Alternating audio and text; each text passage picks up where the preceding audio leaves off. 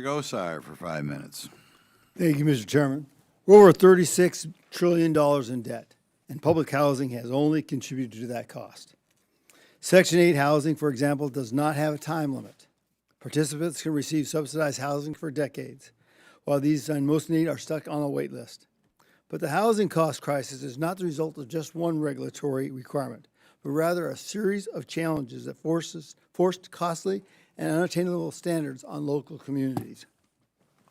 Not only did Biden's HUD inflate the cost of housing welfare, but it also reinstated Obama's Affirmative Further Fair Housing Initiative, or the FFH rule.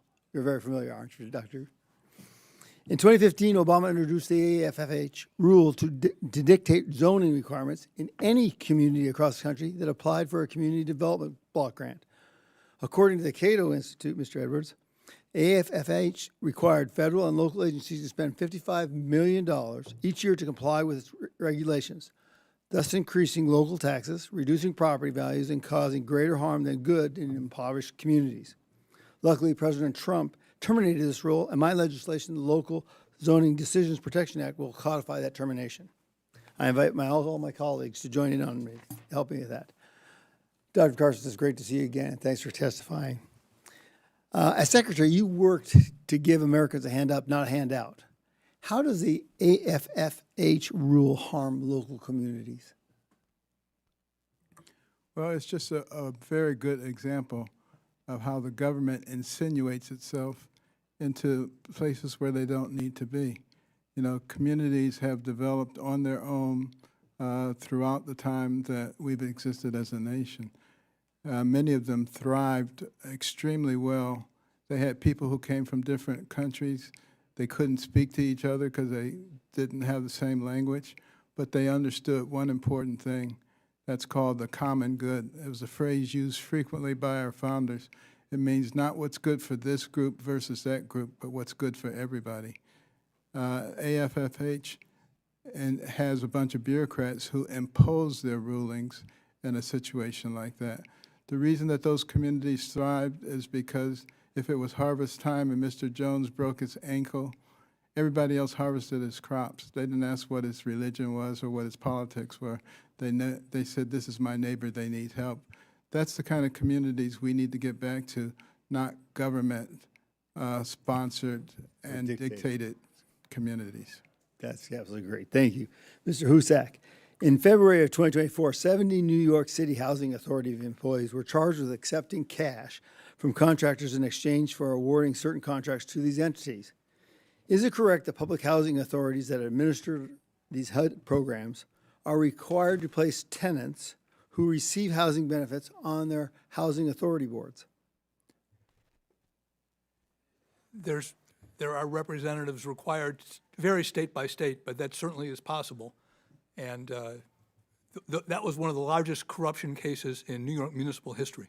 Mm-hmm. In your opinion, what's the first step to address the abuse of these public housing authorities? Well, I think they should not be in the management business at all. Yeah. Right? What we have, and I live in the Metro New York area, there are a lot of companies that really know how to manage buildings, and one of them is not the Housing Authority of New York. Now, there may be well-meaning people who could oversee contracts. That's a proper role for government. It happens all the time. This Congress does it. But we should have private management. And we are moving slowly in that direction through the Rental Assistance Demonstration Program, where we're bringing in private management. You have some people yell out, that's privatization and it's bad. But no, we need to bring in private management and not let these housing authorities, which have a proven record of corruption and incompetence. The New York City Housing Authority, the largest one in the country, is under the oversight of a federal monitor because of the dilapidated conditions. Mr. Edwards, and first of all, thank you very much for your Institute for Cato looking into the national emergencies that I was so hyped up about and showing that there's $12 trillion that between Bill Clinton and Joe Biden, all that time in between, we ran out $12 trillion worth of our debt, 1/3 of our debt with no receipts. So thank you very much for that applause.